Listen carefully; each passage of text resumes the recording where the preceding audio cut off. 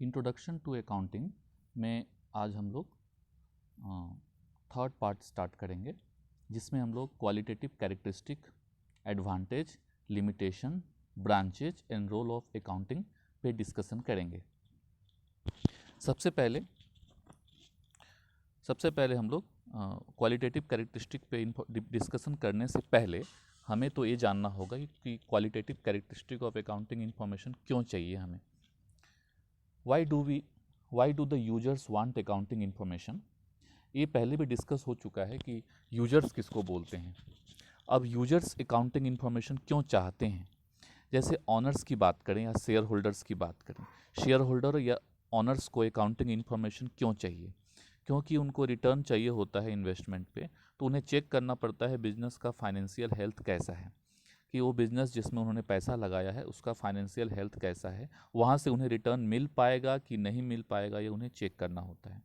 वहीं डायरेक्टर या मैनेजर की बात करें तो उनको कंपैरिजन करना पड़ता है, इंटरनल कंपैरिजन और एक्सटर्नल कंपैरिजन करना पड़ता है, परफॉर्मेंस को इवेलुएट करना पड़ता है, फाइनेंशियल एनालिसिस को कंपेयर करते हैं अपने कंपनी का दूसरे किसी कंपनी से, ये जानने के लिए कि हमारे कंपनी का स्ट्रेंथ क्या है और वीकनेस क्या है। Management also be concerned with ensuring that the money invested in the company organization is generating adequate return, and that the company organization is able to pay its debt and remain solvent. एक manager को, director को ये भी देखना पड़ता है कि company अपना डेब्ट पेमेंट कर पाएगा और कि नहीं कर पाएगा, कंपनी सॉल्वेंट रह पाएगा कि नहीं रह पाएगा। एक क्रेडिटर को क्या देखना होता है? एक क्रेडिटर को ये जानना होता है कि उसका पैसा वापस मिलेगा या नहीं मिलेगा, कंपनी की लिक्विडिटी कैसी है, वो कंपनी जो है उसके पैसे को वापस कर पाएगा कि नहीं कर पाएगा, ये उसे चेक करना होता है। प्रोस्पेक्टिव्स इन्वेस्टर्स किसको बोलते हैं? जिसने अभी तक कंपनी में, ऑर्गेनाइजेशन में इन्वेस्ट नहीं किया है, वो चाह रहा है इन्वेस्ट करना, उसे क्या देखना होता है? उसे ये देखना होता है वेदर और नॉट टू इन्वेस्ट, इस कंपनी में इन्वेस्ट करूं या ना करूं, ये उसे चेक करना होता है। गवर्नमेंट को रेगुलेटरी एजेंसी जैसे registrar of company, custom department, IRDA, RBI, इन लोगों को क्या देखना होता है? गवर्नमेंट को तो ये देखना होता है कि इस कंपनी पे कितना टैक्स लगाया जाए, कितना वैट लगाया जाए, कितना इनकम टैक्स लगाया जाए, कितना कस्टम एंड एक्सरसाइज ड्यूटी लगाया जाए। और जो रेगुलेटरी एजेंसी होते हैं वो देखते हैं कि इन्वेस्टर्स का इंटरेस्ट प्रोटेक्ट होना चाहिए, क्रेडिटर का पैसा वापस मिलना चाहिए उसको, हाँ, लीगल ऑब्लिगेशन वो कंप्लीट कर रहा है कि नहीं कर रहा है, कंपनी एक्ट को फॉलो कर रहा है कि नहीं कर रहा है, सेबी के एक्ट को फॉलो कर रहा है कि नहीं कर रहा है, ये सब चेक करना होता है, इसलिए उन्हें अकाउंटिंग इन्फॉर्मेशन चाहिए होता है। अच्छा, अकाउंटिंग इन्फॉर्मेशन से क्या क्या फ़ायदा होता है? Every step in the process of accounting generate information. Accounting का जितना भी प्रोसेस है, रिकॉर्डिंग, क्लासीफाइंग, समराइजिंग, जितना भी प्रोसेस है, सभी कुछ ना कुछ इन्फॉर्मेशन प्रोवाइड करते हैं। Generation of information is not an end itself. Information generate हो जाना ही ख़त्म नहीं हो जाता है, it is a mean to facilitate the dissemination of information. Information को डिसमिनेशन भी करना पड़ता है, उसके सही तरह से उसको कम्युनिकेट भी करना पड़ता है। किसको कम्युनिकेट करना होता है? यूजर्स को कम्युनिकेट करना पड़ता है। Such information enable the interested parties to take appropriate decision. अब जो भी उनको इंफॉर्मेशन मिलता है उसके ऊपर वो डिसीजंस लेते हैं। Therefore dissemination, that is communication of information, is an essential function of accounting. To be useful the accounting information should ensure to. Accounting information किस चीज़ को इंश्योर करेगा? अकाउंटिंग इंफॉर्मेशन ऐसा इंफॉर्मेशन प्रोवाइड करेगा जिससे डिसीजन लिया जा सके। Accounting information serve the user who rely the financial statement as their principal source of information. Users को सर्व करेगा, as a principal source of information देगा यूजर्स को। Provide information useful for predicting, evaluating the amount, timing, uncertainty और potential cash flow. वो अपने users को बताता है कि फ्यूचर में कितना पैसा इस कंपनी में आएगा, कितना जाएगा, कितना कैश का फ्लो होगा, ये इन्फॉर्मेशन प्रोवाइड करता है। Provide information for judgement, judging managers ability. Management की एबिलिटी ठीक ठाक है कि नहीं, वो भी इन्फॉर्मेशन से पता चलता है। उसके बाद है provide factual and qualitative information by disclosing underlying assumption on matters subject to interpretation, evaluation, prediction, estimation. हर तरह के इंटरप्रिटेशन का जो इन्फॉर्मेशन है वो अकाउंटिंग इन्फॉर्मेशन प्रोवाइड करता है. और lastly, provide information on activity affecting the society. Society पे अकाउंट्स का क्या असर पड़ेगा ये भी इंफॉर्मेशन वो प्रोवाइड करता है. जैसे एक बिजनेसमैन सोशल सर्विस के लिए कितना % खर्च कर रहा है ये अकाउंट से ही पता चलेगा. तो पता चलेगा कि वो सचमुच में सोशल सर्विस कर रहा है कि नहीं कर रहा है. Characteristic of accounting. अकाउंटिंग के 4 कैरेक्टरिस्टिक हैं. अकाउंटिंग इन्फॉर्मेशन जो होते हैं उसके 4 कैरेक्टरिस्टिक हैं. Comparability, reliability, relevance, understandability. मतलब जो भी अकाउंटिंग इन्फॉर्मेशन है, qualitative characteristics are the attributes of accounting information which tends to enhance its understandability and usefulness. जो भी कैरेक्टरिस्टिक है वो अकाउंटिंग इन्फॉर्मेशन में इस 4 कैरेक्टरिस्टिक होना जरूरी है. किसी भी अकाउंटिंग इन्फॉर्मेशन में 4 कैरेक्टरिस्टिक होना जरूरी है. In order to assess whether accounting information is decision useful, it must possess the characteristic of reliability, relevance, understandability and comparability. ये 4 तरह की फीचर्स होने चाहिए सारे अकाउंटिंग इन्फॉर्मेशन में. तभी जो भी पार्टीज होंगे, यूजर्स होंगे, वो सही डिसीजन ले पाएंगे. अब ये चारों फीचर क्या है एक एक करके समझते हैं. सबसे पहले रिलायबिलिटी. रिलायबिलिटी क्या है? Reliability means the user must be able to depend on the information. मतलब जो भी इंफॉर्मेशन उनको मिले उस पर यूजर्स विश्वास कर सके, ऐसा इंफॉर्मेशन होना चाहिए. ऐसा नहीं कि उसमें गलत चीज़ें हो. The reliability of accounting information is determined by the degree of correspondence between what the information convey about the transaction or event that have occurred, measured and displayed. मतलब रिलायबिलिटी तभी होगा कोई भी अकाउंटिंग इन्फॉर्मेशन क्यों अगर जैसा actually हुआ है और जैसा हमने प्रेजेंट किया है दोनों सिमिलर हो, तभी अकाउंटिंग इन्फॉर्मेशन रिलायबल माना जाता है. जैसे अगर बिजनेस में लॉस हुआ हो और हमने प्रेजेंट कर दिया प्रॉफिट, यूजर्स को हमने बता दिया कि प्रॉफिट हुआ है, तो ऐसे अकाउंटिंग इन्फॉर्मेशन को हम रिलायबल नहीं बोल सकते हैं. तो रिलायबल में जैसा हुआ है वैसा ही प्रेजेंट किया जाता है. A reliable information should be free from errors. उसमें एरर्स नहीं होना चाहिए और बायस नहीं होना चाहिए. फेथफुली रिप्रेजेंट होना चाहिए, किसी भी तरह का बेईमानी नहीं होना चाहिए. What it mean to represent, जो भी रिप्रेजेंट करना है उसको फेथफुली रिप्रेजेंट करना है. To ensure reliability the information disclose must be credible. जो भी इंफॉर्मेशन होना चाहिए वो क्रेडिएबल होना चाहिए, उस पर विश्वास किया जा सके. Verifiable bye independent parties. कोई भी उसको वेरीफाई भी कर सके. कोई अगर ऑडिट डिपार्टमेंट, ऑडिट का कोई आदमी आता है, कोई चार्टर अकाउंटेंट आता है, तो उस इंफॉर्मेशन को वेरीफाई कर सके. Use the same method of measuring and B neutral and faithful. एक ही मेथड ऑफ मेजरिंग हमेशा यूज होना चाहिए और न्यूट्रल होना चाहिए और फेथफुल होना चाहिए. मतलब जो भी अकाउंटेंट होगा वो मैनेजर की तरफ से अकाउंटिंग इन्फॉर्मेशन को प्रेजेंट नहीं करे, वो बिजनेस की तरफ से प्रेजेंट करे और न्यूट्रल होकर के करे. अब हम लोग देखते हैं रेलिवेंस. रेलिवेंस का मतलब क्या होता है? रेलिवेंस मतलब to be relevance information must be available in time. जब ज़रूरत हो तब इंफॉर्मेशन अवेलेबल होना चाहिए. Must help in prediction and feedback. Prediction और फीडबैक में हेल्पफुल होना चाहिए. And must influence the decision of users. और यूजर्स के डिसीजन को इन्फ्लुएंस करना चाहिए. दूसरा है helping them from prediction about the outcomes of past, present and future events. Past, present और फ्यूचर इवेंट को प्रेडिक्ट कर सके, ऐसा होना चाहिए कि फ्यूचर में क्या होने वाला है, पास्ट में क्या हुआ और प्रेजेंट में क्या होगा, इस सब चीज़ों को वो प्रेडिक्ट कर सके, ऐसा अकाउंटिंग इन्फॉर्मेशन होना चाहिए. कन्फर्मिंग और करेक्टिंग देयर पास्ट इवेल्युएशन. और ऐसा अकाउंटिंग इन्फॉर्मेशन होना चाहिए कि यूजर अपने पास्ट इन्फॉर्मेशन को भी करेक्ट कर सके. नेक्स्ट है अंडरस्टैंडेबिलिटी. अकाउंटिंग इन्फॉर्मेशन जो होना चाहिए वो सबकी समझ में आना चाहिए. ऐसा अकाउंटिंग इन्फॉर्मेशन हम नहीं दें जिसको कोई समझ ना पाए. Understandability means decision maker must interpret accounting information in the same sense as it is prepared and conveyed to them. मतलब जिस मकसद से हमने अकाउंटिंग इन्फॉर्मेशन बनाया है और यूजर भी उसी चीज़ को उसी मकसद से समझ सके, ऐसा होना चाहिए। ऐसा अकाउंटिंग इन्फॉर्मेशन होना चाहिए। The quality of the distinguish between good and bad communication is a message are fundamental to the understandability of message. किसी भी मैसेज को हम गुड और बैड तभी बोल सकते हैं जब वो समझ में आए और नहीं आए, उसके हिसाब से। समझ में आया तो गुड मैसेज, और समझ में नहीं आया तो बैड मैसेज। तो अंडरस्टैंडेबिलिटी होनी चाहिए, अच्छी तरह से जितने भी यूजर है उसको समझ जाएं।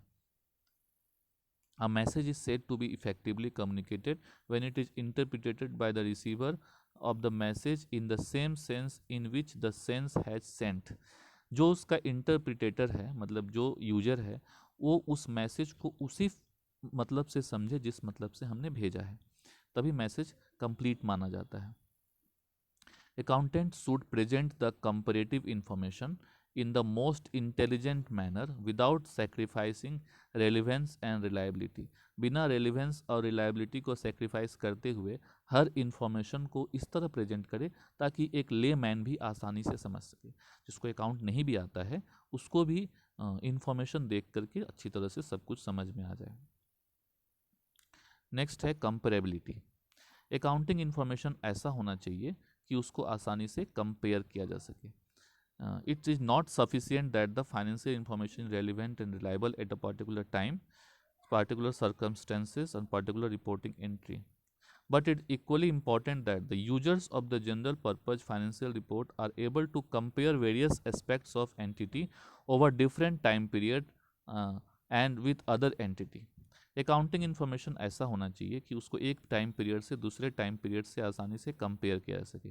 जैसे 2018 का अकाउंटिंग इन्फॉर्मेशन को 2019 के अकाउंटिंग इन्फॉर्मेशन से कंपेयर कर सकें, या दो कंपनी के बीच भी कंपेयर हो सके। जैसे ए और बी लिमिटेड दो कंपनी है, इन दोनों के बीच कंपेयर किया जा सके, ऐसा अकाउंटिंग इन्फॉर्मेशन होना चाहिए। It be comparable, to be comparable accounting report must belong to common period. एक ही पीरियड का अकाउंटिंग इन्फॉर्मेशन होना चाहिए। And use common unit of measurement format of reporting. इसके लिए क्या होना चाहिए, मेजरमेंट की यूनिट भी एक होना चाहिए। जैसे कि अगर 2018 में हमने रुपीस में एक सारे इन्फॉर्मेशन लिखा है, 2019 में हम डॉलर में लिख रहे हैं, तो ऐसा नहीं होना चाहिए। एक ही यूनिट ऑफ मेजरमेंट होना चाहिए और फॉर्मेट भी एक ही होनी चाहिए। 2018 में हम अलग फॉर्मेट यूज कर रहे हैं, 2019 में हम अलग फॉर्मेट यूज कर रहे हैं, ऐसा नहीं होना चाहिए। और पीरियड कॉमन होना चाहिए। पीरियड अकाउंटिंग पीरियड होता है जो 1 जनवरी टू 31 दिसंबर, एक कैलेंडर ईयर मानते हैं, और 1 अप्रैल टू 31 मार्च, इसको अकाउंटिंग ईयर मानते हैं। तो अगर हम फर्स्ट वाला फॉलो कर रहे हैं तो एवरी ईयर उसी को फॉलो करना चाहिए। सेकंड वाला अगर हम फॉलो कर रहे हैं तो एवरी ईयर सेकंड को ही फॉलो करना चाहिए। हमें अकाउंटिंग पीरियड बार बार चेंज नहीं करना चाहिए, नहीं तो कंपेरेबल नहीं हो पाएगा।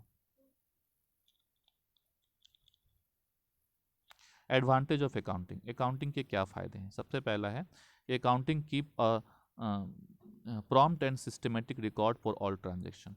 अकाउंटिंग में सारे ट्रांजेक्शन का सिस्टमेटिक रिकॉर्ड होता है। Help the management in taking business decision. Management को हेल्प करता है, बिजनेस डिसीजन लेने में हेल्प करता है। तीसरा है report net result of business. Net result जो बिजनेस का है, प्रॉफिट या लॉस जो भी है, उसको रिपोर्ट करता है, बताता है अकाउंट। अकाउंट जो होता है वो रिपोर्ट करता है financial position of the business. Business का फाइनेंशियल पोजीशन कैसा है, कितना एसेट है, कितना लायबिलिटी है, वो at the end of the period वो इन्फॉर्म करता है। पांचवा है it facilitate the comparative study. Accounting comparative study में भी हेल्प करता है, जो एक कंपनी का दूसरे कंपनी से आराम से कंपेयर हो जाए और एक टाइम से दूसरे टाइम के बीच भी आराम से कंपेयर हो जाए, इसमें वो हेल्प करता है। Court accept this record as evidence.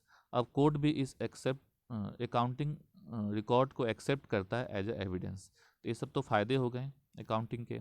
अब हम देखते हैं अकाउंटिंग की क्या लिमिटेशंस हैं, क्या डिसएडवांटेज है। अकाउंटिंग क्या करता है, सिर्फ पास्ट इवेंट को ही रिकॉर्ड करता है। अकाउंटिंग जो होता है हिस्टोरिकल नेचर का होता है, पास्ट इवेंट को ही रिकॉर्ड करता है। पास्ट के बेसिस पे ही डिसीजन लेने के लिए वो इनकरेज करता है, लेकिन एक्चुअली मैनेजर को डिसीजन लेना पड़ता है फ्यूचर के लिए। फ्यूचर के लिए डिसीजन लेना पड़ता है। तो फ्यूचर के लिए जो हम डिसीजन लेंगे फ्यूचर के लिए, और उस किसको देख के लेंगे, पास्ट को देख के लेंगे। तो पास्ट को देख करके हम फ्यूचर के लिए डिसीजन लेंगे तो ज़रूरी नहीं है कि हमारा डिसीजन सही हो जाए, इसलिए अकाउंटिंग का लिमिटेशंस है। दूसरा है रिकॉर्डिंग ओनली मॉनेटरी आइटम्स, सिर्फ मॉनेटरी ट्रांजैक्शन का ही रिकॉर्ड करता है।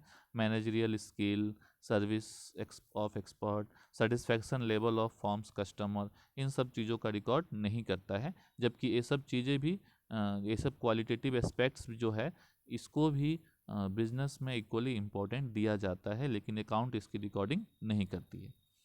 Effect of price level change are not consider, market price हमेशा बदलता रहता है एसेट्स और लाइबिलिटी का, लेकिन अकाउंटिंग जो है वो हमेशा कॉस्ट प्राइस पे ही सब चीज़ों को लिखने को एनकरेज करता है। तो but value of money always change due to inflation, hence accounting fail to exhibit the exact financial position of business. अब एसेट्स एंड लाइबिलिटी को एग्जैक्ट वो नहीं प्रेजेंट कर पाता है। जैसे अगर 10 लाख रुपए में अगर हमने कोई लैंड खरीदा 10 साल पहले, तो बैलेंस शीट में हम 10 लाख ही दिखाएंगे, अभी भी हम उसको कॉस्ट प्राइस पे ही दिखाएंगे, तो ये हमारा सही फाइनेंशियल पोजीशन नहीं बता पाएगा, क्योंकि कॉस्ट कंसेप्ट पे हम दिखा रहे हैं, मार्केट कंसेप्ट पे नहीं दिखा रहे हैं। प्राइस लेवल जो चेंज हुआ उसको हम नहीं दिखा रहे हैं, तो हमें सही फाइनेंशियल स्टेटस पता नहीं चलेगा बिजनेस का। Application of different method, use of different accounting method by different firm reduce the reliability of accounts.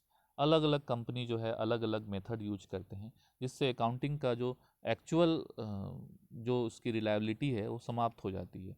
हमें पता नहीं चल पाता है कि हम किसको फॉलो करें, किस पे विश्वास करें, इसकी रिलायबिलिटी ख़त्म हो जाती है। नेक्स्ट है डिफरेंट रोल ऑफ अकाउंटिंग। सबसे पहला रोल है एज अ लैंग्वेज। अकाउंटिंग जो होता है एक लैंग्वेज के रूप में काम करता है, इसको लैंग्वेज ऑफ बिजनेस बोलते हैं। इसको communicate is use to communicate information on enterprise, जो एंटरप्राइज के बारे में इंफॉर्मेशन देता है, इसलिए इसको एज अ लैंग्वेज बोलते हैं। As a historical record, accounting में हर चीज़ का लाइन से सिस्टमेटिक तरीके से रिकॉर्ड होता है, सारे ट्रांजेक्शन का जो भी एक्चुअल अमाउंट है उसको लिखा जाता है, तो एक तरह से हिस्टोरिकल रिकॉर्ड बन जाता है, हिस्ट्री बन जाती है। As current economic reality, it is viewed as the means of determining the true income of the entity, namely the change of wealth over time। इसमें सारे अमाउंट कॉस्ट प्राइस पे लिखे जाते हैं, तो अभी प्रेजेंट में हमारा जो भी एसेट्स लाइबिलिटी है उसका क्या वैल्यू बढ़ा है, कितना हमारा इनकम हुआ है, वेल्थ कितना बढ़ा है, यह आसानी से हम पता लगा सकते हैं। As a information system, accounting को एज अ इंफॉर्मेशन सिस्टम माना जाता है। ये इंफॉर्मेशन सोर्स है एक तरह से। It is a view as a process that linked as a information source to a set of receivers, external users by means of channel of communication।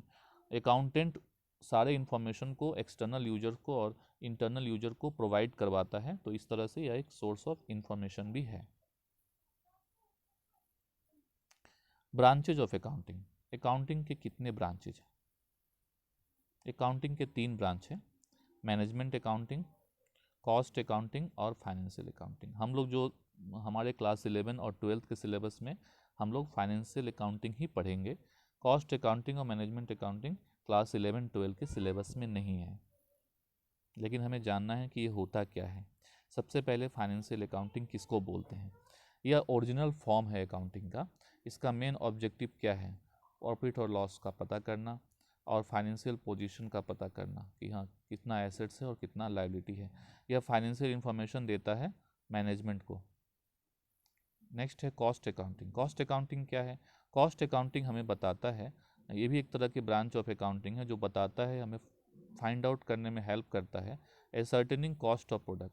अगर आप प्रोडक्शन फैक्ट्री आपका है और आप प्रोडक्शन कर रहे हैं, तो आपका प्रोडक्शन कॉस्ट कितना पड़ेगा ये फाइंड आउट करने के लिए हम अकाउंट बनाते हैं, जिसको हम लोग बोलते हैं कॉस्ट अकाउंटिंग। नेक्स्ट है management accounting. It is concern with generating accounting information related to fund, cost, profit etcetera. मतलब जो भी अकाउंट्स है उसको हम एक इंफॉर्मेशन फॉर्म में प्रोवाइड करेंगे। The main purpose of management accounting is to present the accounting information in such a way as to assist the management in planning and controlling the operation of the business. Management accounting users various techniques like ratio analysis, budgetary control, fund flow statement, cash flow statement etcetera to make the accounting data more useful for management decision. Simple समझते हैं कि accounting data को इस तरह present करना ताकि कोई भी आसानी से उसको समझ सके, तो उसको हम लोग मैनेजमेंट अकाउंटिंग बोलते हैं। जैसे हम सिर्फ जर्नल लेजर कर रहे हैं तो फाइनेंशियल अकाउंटिंग है। अब journal ledger, trial balance, final account ये सब कर रहे हैं तो फाइनेंशियल अकाउंटिंग है। और अगर हम कॉस्ट ऑफ प्रोडक्शन निकालना चाहते हैं या पर यूनिट कॉस्ट निकालना चाहते हैं तो हम कॉस्ट अकाउंटिंग को फॉलो करेंगे। और अगर हम चाहते हैं कि मैनेजर डिसीजन ले हमारे अकाउंट को देख करके, तो हमें अकाउंट को पाई चार्ट, बार डायग्राम और या डिफरेंट स्टेटमेंट के फॉर्म में उसको कन्वर्ट करना पड़ेगा, तो उसको बोलते हैं मैनेजमेंट अकाउंटिंग। तो एक बार फिर देख लेते हैं। फाइनेंशियल अकाउंटिंग में जैसे हम लोग जर्नल बनाते हैं, subsidiary book, ledger, trial balance, final account, balance sheet, PL account, ये सब बनाते हैं।